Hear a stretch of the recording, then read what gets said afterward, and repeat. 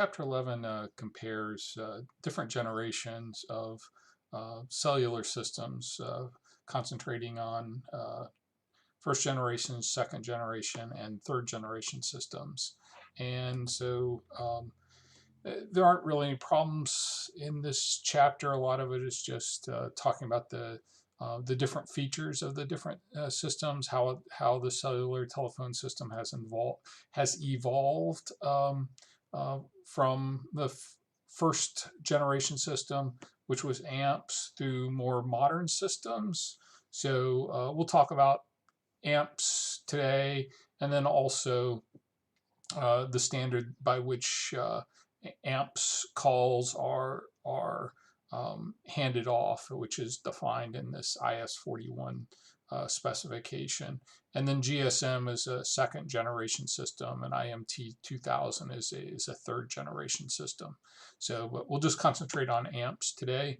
Again, I think I'm going to give a fairly high level overview.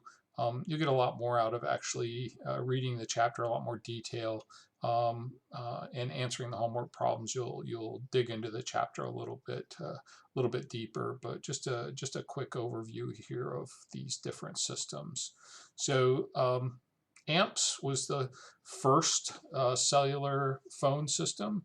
It was developed by Bell Labs. It was actually, believe it or not, designed to carry voice conversations.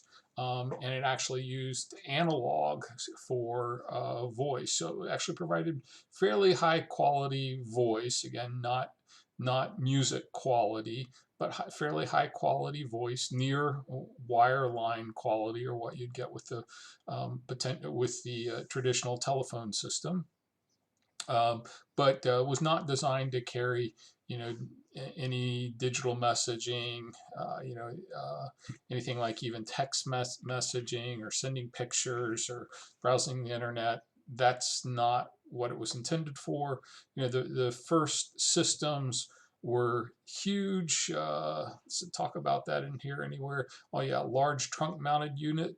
The batteries on this thing were huge. It says now very small underdash units. The system's no longer in operation, so I think the last operational systems were probably more than 10 years ago. It was phased out. I think the very last systems in operation were in 2010. So, and it was developed in the early 1990s, late 1980s.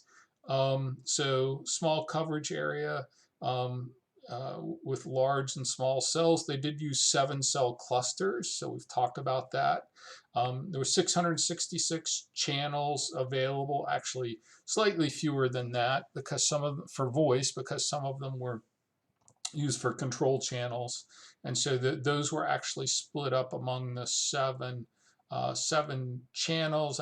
If I recall, I think there were 49 channels per cell. In this later generation added more bandwidth to the system, and this was the number of channels was increased to 832.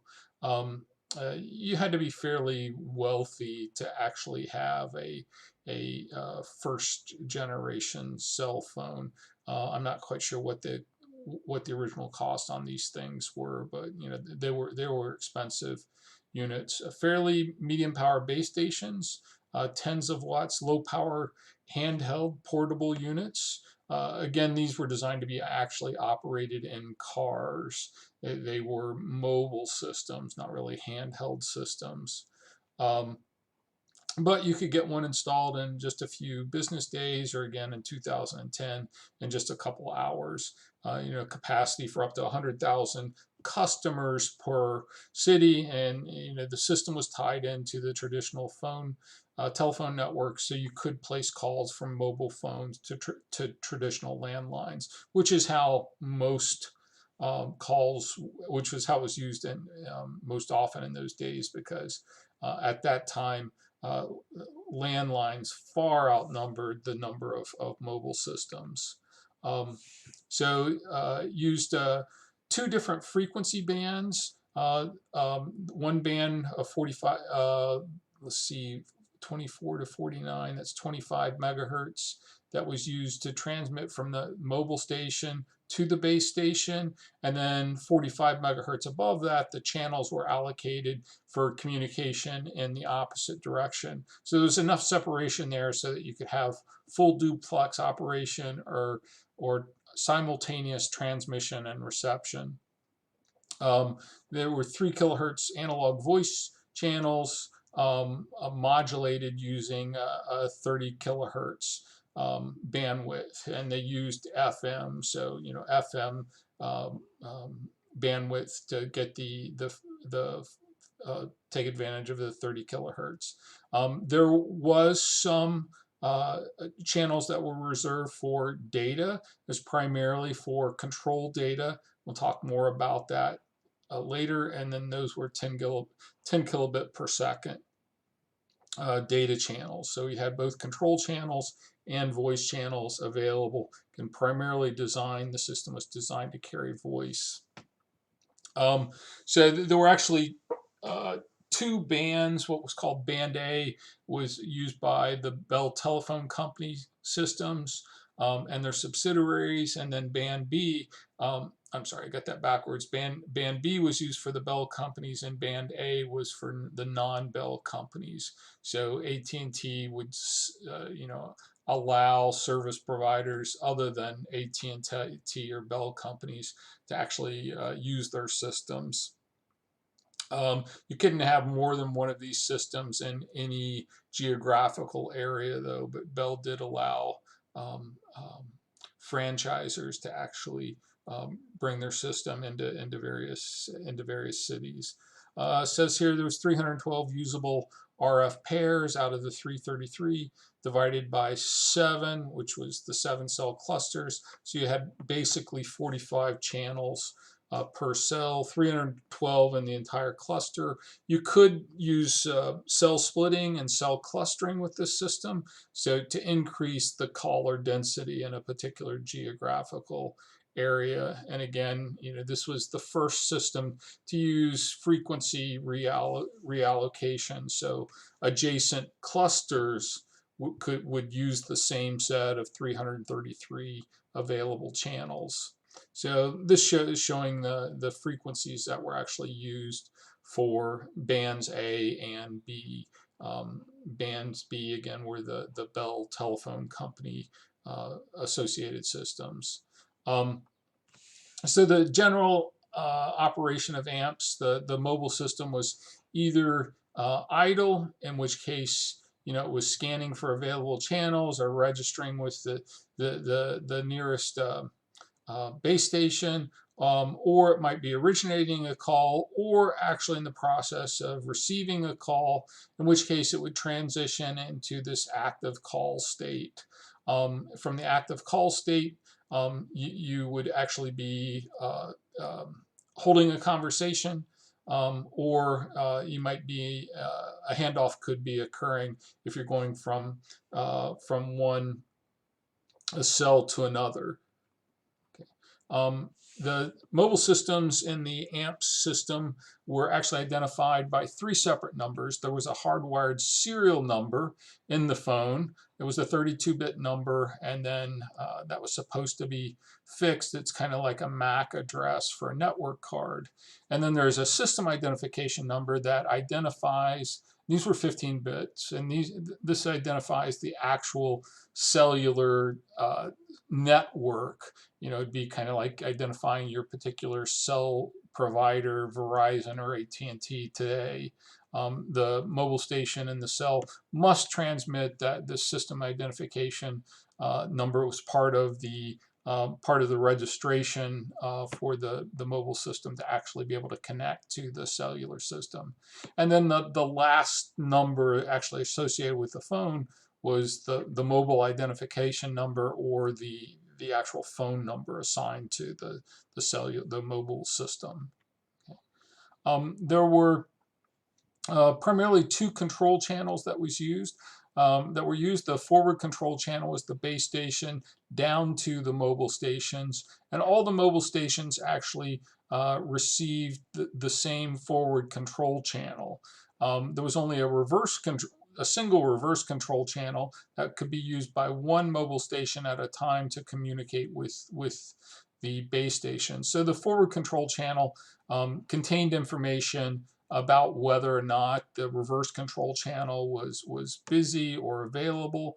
And the reverse control channel was actually contended for, much like slotted aloha. So, the collisions could take place, and then the phones knew to actually only try to acquire the reverse control channel within certain slots. The mobile systems were actually divided into two groups. They're called streams, A and B, and it actually depended on whether the phone number was an odd or even number, because that would mean if it's odd, the least significant bit of the phone number would end in 1. If it's even, it ends in 0, and then those phones would be part of stream A. Okay, so this shows a format of the forward control channel. The details of actually the control words here, which were each 40 bits in length.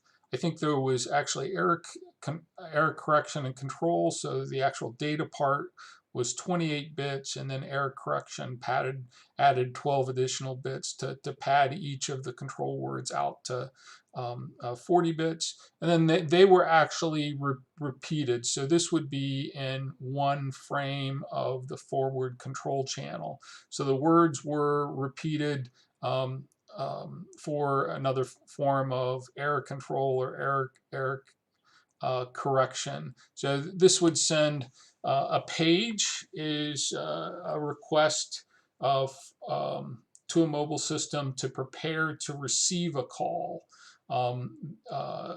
The reverse control channel would be used for mobile systems that are actually originating calls or making calls out.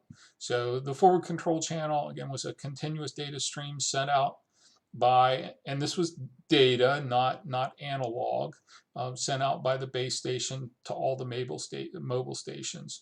So it would send out pages, send out voice channel assignments. So, one word here might identify a particular mobile system, and then a subsequent word might indicate a channel assignment for that mobile system to actually use for voice communications. Okay. The reverse control channel, again, was modeled after slotted aloha. It was discontinuous, so it wasn't, it was only used as mobile systems needed to transmit data to the base station, whereas the forward channel was always being transmitted. So it was used. The reverse channel was used by mobile stations to respond to pages, requests for the mobile system to actually receive a call, or to make calls. So to make what are called origination calls. There were also two, a forward voice channel and a reverse voice channel that were used for some special purposes. The forward voice channel was used by the base station to transmit a beacon to the different mobile stations. So there were 3 tones at near 6 kilohertz that were transmitted, and then the mobile station could actually use those to detect when it was in the presence of a particular base station. It contained not only an audio tone, but also a data stream to send certain orders to the mobile system. And then the reverse channel was generated by the mobile system could regenerate the tone that was received by the base station. Again, that lack of tone could be used for troubleshooting. And then the discontinuous data channel was used to actually confirm channel assignments or to acknowledge received calls. Okay, so I think the next couple slides kind of go through the sequence of initialization as well as paging and call origination. So when the mobile system first powers up, it's set to system A or B, depending on whether its phone number was odd or even. It would scan the available control channels and then latch on to the strongest one, indicating that would be the nearest available base station. The base station is transmitting on its forward control channel various system parameter information that the mobile system could use to detect that a base station connected to its particular network is available. So upon receiving that message, the mobile station would update its system ID, which identifies the network provider, and then would also establish certain paging channels, and then the mobile station goes into essentially an idle mode, continuing to receive stuff from the base station on that forward control channel. When the mobile system wants to originate a call, it would send an origination message back on the reverse control channel to the base station, and then here's step 2 is passing on to IS41. That's a particular standard that's used for routing between different mobile switching centers. We'll talk more about that in just a bit. The particular control message then is received from the base station down to the mobile station about the particular channel assignment to use. The mobile system on receiving that, which switch to a particular voice channel, and then send back a confirmation message, and then the conversation would ensue between the mobile system and the base system. And it shows that here as step 8 as a two-way simultaneous conversation. If the mobile system actually receives a call from another mobile system or a landline, then the base station sends a control message down to the mobile system. On the forward control channel, the mobile system would respond, indicating that it's available. The control message would be passed, what particular channel to be assigned. The mobile system would acknowledge that, and then the conversation would take place. This interim standard IS41 actually was developed. So AMPS was the kind of the protocol that's used between the base station and the mobile station. Well, there's a lot more involved in call routing and call handoff from cell to cell, and that's covered by this IS41 standard. So as part of this standard, it covered what happens as the mobile system moves from one mobile switching center to another, how to actually support that handoff or roaming, or actually how to find the mobile system as it moves from its home location to a visiting location, or how to handle calls that have call forwarding, or how to handle calls when there's no answer, or handling calls with a busy mobile system. All that's a part of the standard.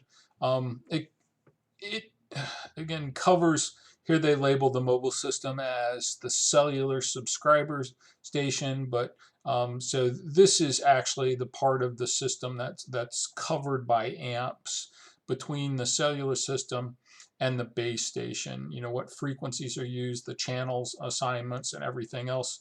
The base station interfaces to the mobile switching center, and then the mobile switching center actually ties into the traditional public switch telephone network, or the PSTN. But in addition to that, there's a lot of other nodes in the system that take care of the home location register. Is the home mobile switching center for where the mobile station is registered, where usually where it first turns on and joins the system. But as the mobile user goes from one part of the country to another, the calling data is actually routed from the home location to the visiting location. The system keeps track of, at any time in the home location register, where the mobile system is currently located, so it can handle that routing through the backbone network. Okay. So the anchor mobile switching center is the initial point of contact when an originating call is made by the mobile system. A candidate MSC is an MSC which may provide the next service when as we're going from one cell to another. The home MSC is the one where the mobile system is actually registered. So every cell phone actually has a home mobile switching center, and that's typically the one where the cell phone is first turned on and it's registered at that home location. And then as you go to other parts of the country and your cell registers with other switching centers, that information is actually routed back to your home MSC. And then the home SC keeps a pointer to where you currently are. And that's the serving MSC, where you currently are. And then the target MSC may be one that's identified as one where you may um, uh, be switched to because of a weak signal. Okay. So this is showing some of the steps as a call is made from the public switch telephone network to your mobile system, how it actually goes through the home MSC to find out where you're actually located through the home location register, and the call is actually routed to the visiting location system where you currently are, and then the conversation comes back and then makes its way back through the network. And then the IS41 is kind of all this part takes care of all of this part on the backbone network, and then the AMP system is actually between the mobile system and the base station where you're currently located. Okay, so I think that's a brief overview of AMPs. We'll start talking about GSM next time. You'll see as one of the big things with as we discuss successive generations of cell phone systems is the introduction of better and better support for data. Okay. And then actually, I think this first generation system was the only one that actually used analog voice. Subsequent systems all digitized the voice and pass the voice data as a digital data stream as well.